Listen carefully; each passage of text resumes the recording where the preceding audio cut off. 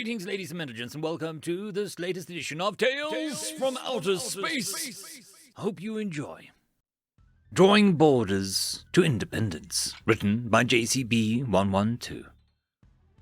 There is a saying amongst the great powers of the galaxy: never give the humans a map. It was because of a map that the humans had secured their independence.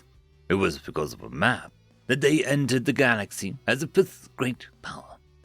It was because of a map that they humiliated an entire galaxy without so much as firing a single shot. It was because of a map that I gave them that they were able to ascend to such heights. And it was also because of that very map that I was allowed to live amongst them despite the grave horrors I'd inflicted upon them just decades prior. I wish I could say that it wasn't always like this. I wish I could say that for my own personal pride that humanity had somehow risen up from the shackles of slavery or bondage into its own. I wish that I could say that they were just like us. But that would be a bold-faced lie. For humanity had never ever once sacrificed their independence, their right to personal sovereignty, for the sake of survival. They had never once allowed themselves the indignity of subjecthood and clientship. Whilst we had accepted our chains and collars willingly, while our leaders promised our survival at the cost of independence, humanity spat in the face of that offer and chose to forge their own destiny. They chose to defy a millennia-long status quo, all for the sake of pride and independence. It was a fool's errand, a path guaranteed to failure and destruction, or worse. Because everyone knew what the true price of freedom was, and no one dared to chance the survival of their species for their lofty goal. But the humans did so anyway, and their path towards their current prominence was one carved by pen, paper, and blood. Geopolitically speaking, there were originally four major galactic powers: the Kingdom, the Empire, the Confederacy, and the Theocracy. Each controlled the galactic quadrant based not on the merit of their might or the graces of their intellect, but instead on sheer chance. They were simply the first to arrive, the first to reach space, the first to discover one another, and the first to settle the playing field that would become the status quo from then on. The galaxy was carved into four distinct quadrants, borders neatly drawn along the arbitrary lines on a stellar chart, all drawn without the aid of even the earliest of nav computers, all lined out by politicians and nobility instead of navigators and cartographers, in a grand conference hall instead of an observatory. This was the first galactic treaty. This served the four powers well for a time, as the era of the map was drawn up and ratified was one where expansion hadn't even yet gone beyond the little pockets that constituted their core sectors. Problems didn't truly arise until expansion began to reach the predefined borders. It was then, and only then, that the fallacies of their ancestors had begun to resurface. Certain systems were divided in half straight through the star, or star clusters existed only on paper, whilst others that existed in reality were never recognized. Hyperspace lanes were drawn straight through black holes, leading to the deaths of untold thousands. All in all, a total of 109,275 stars were left out of the Great Treaty, with millions more disputed and contested. This necessitated amends to be made, which led to the four great conferences on the revision of the stellar borders. However, even that exacerbated the existing issues, as each redraft and each successive conference resulted in one of the four parties losing some semblance of an advantage. Certain regions had become the crux of these many issues, with many overlapping claims leading to some regions being entirely unclaimed.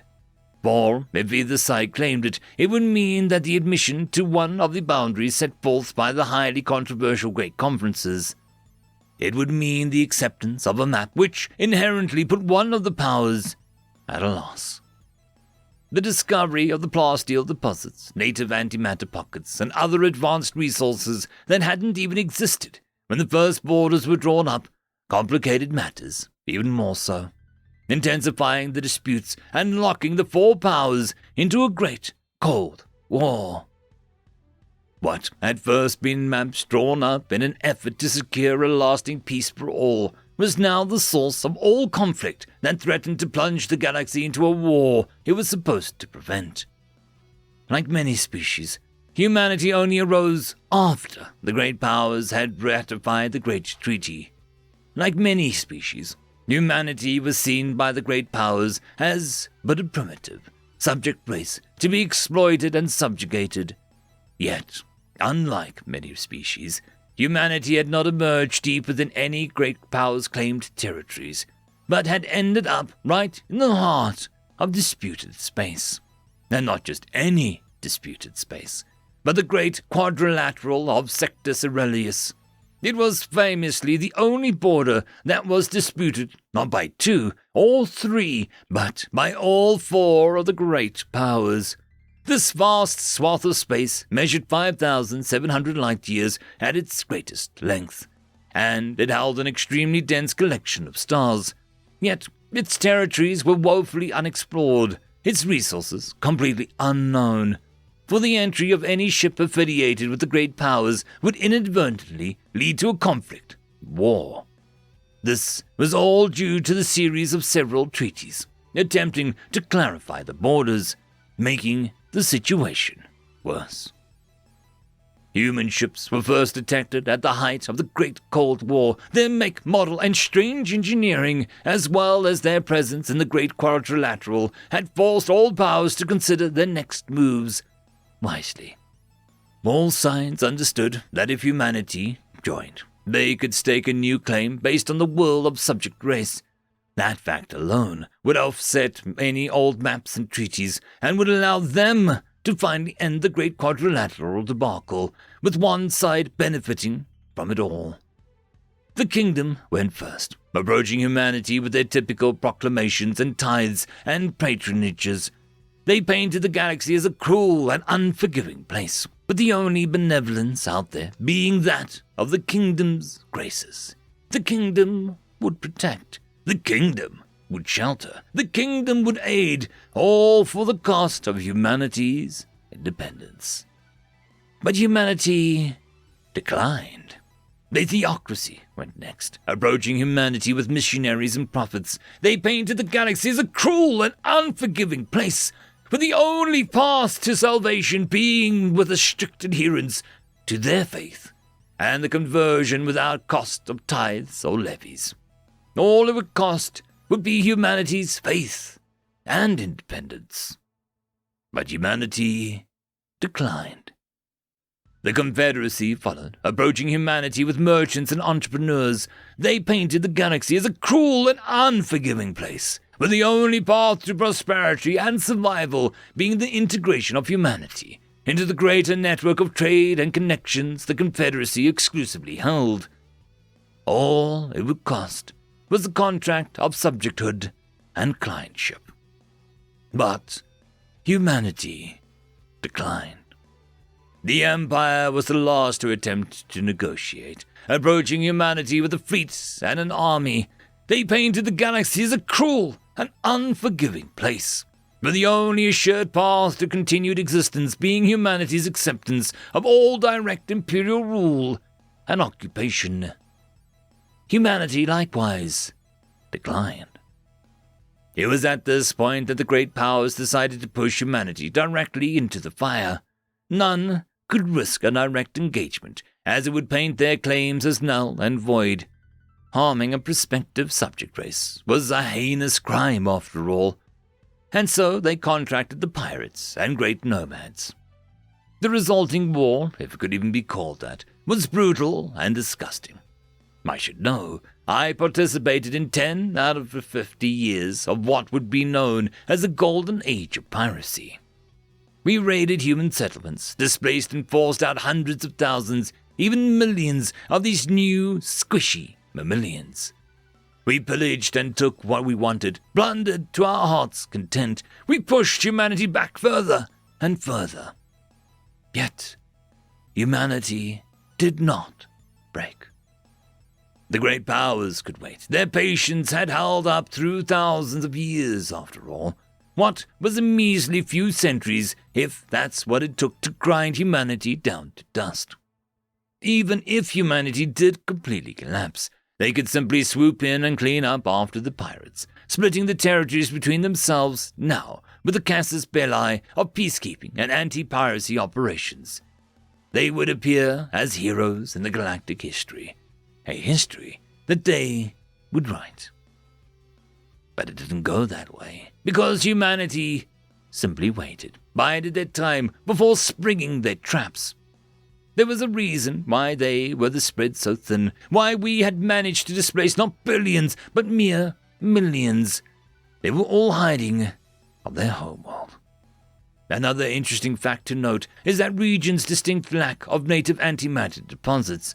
Humanity's ships relied on advanced fusion drives instead of the typical matter-antimatter reactors that most species utilized. Yet fusion tech didn't scale well, and we had assumed humanity's industry suffered as a result. We were wrong.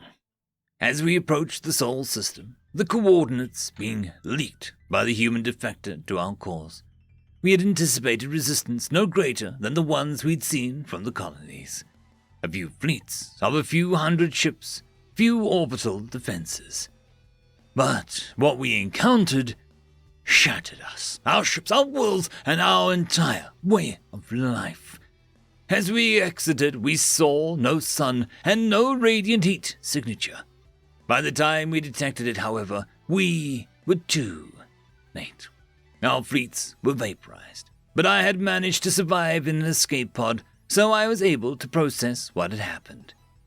The humans, instead of a massive armada, instead of a massive series of defenses, had turned towards weaponizing their sun instead.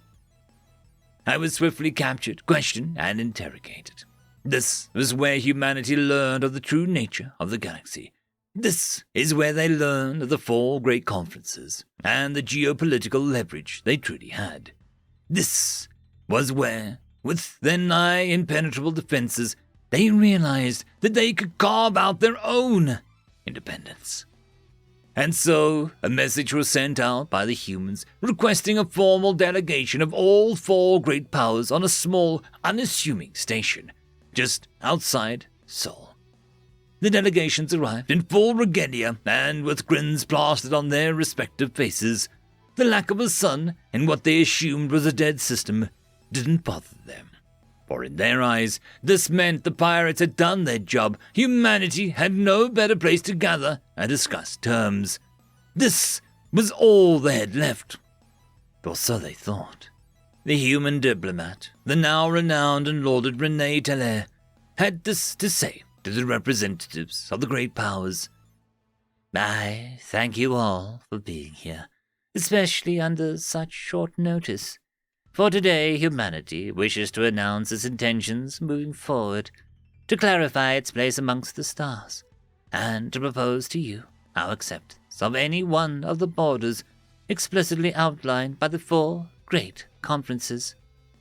The representatives of all the races were, of course, shocked by this. None of them had previously mentioned even the existence of the conferences, let alone the implications on stellar borders. Dumbfounded, they listened to the human diplomat, her sharp grey eyes locking onto each of the principal representatives as their turn came.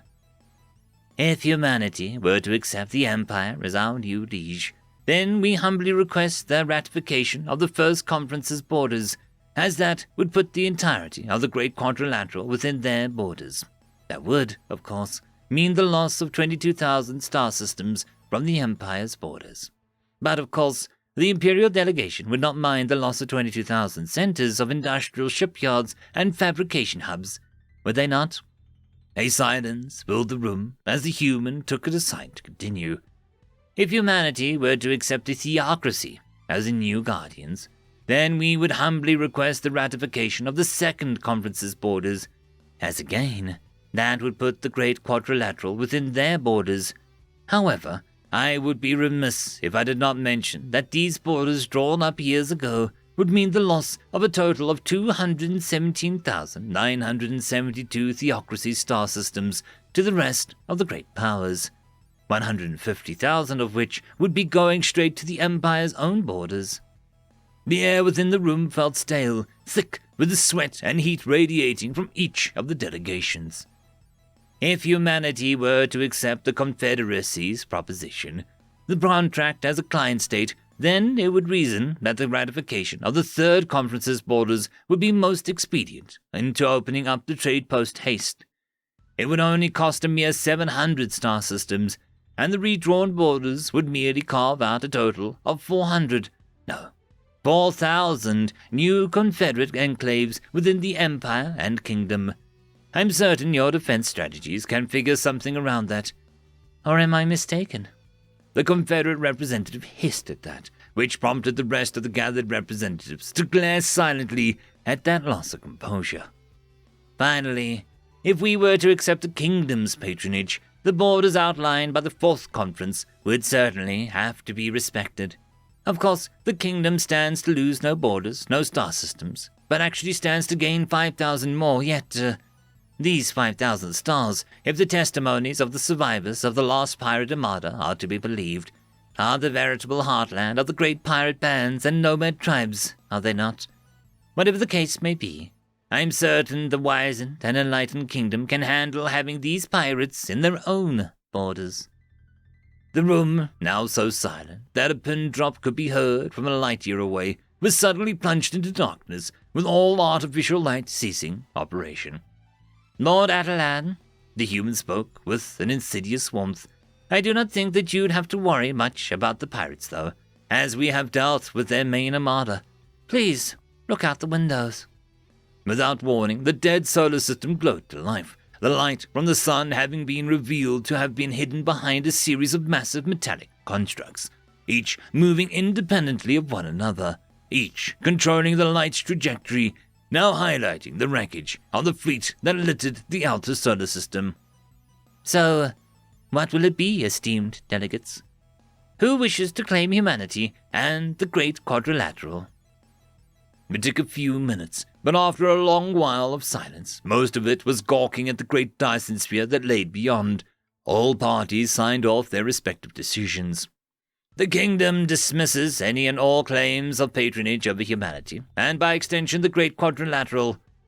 The Theocracy dismisses any and all missions of faith and subject conversion to humanity, and by extension any and all claims of the Great Quadrilateral.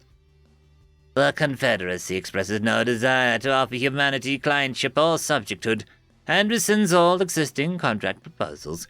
All offers are off the table. We further wish to express that we have no intent of claiming the Great Quadrilateral. The Empire dismisses all claims of lordship over humanity. We have no desire to claim the Great Quadrilateral. The Imperial representative was terse in his tone, refusing to even look at the human diplomat in the eye. It was at this point the human reached into a folder and handed 4 representatives a series of holopads. Then humanity wishes to use the floor to push forward a proposal. Humanity, represented by the United Nations of Earth, Luna, and Mars, proclaims its independence and claims territorial sovereignty over the entirety of the Great Quadrilateral. This gathering, in a legal sense, will be considered the 5th and final conference of stellar borders. It was at this point that all representatives, with a single glance towards one another, then towards the Dyson sphere outside, nodded in approval, their hands, claws, and appendages signing off the terms.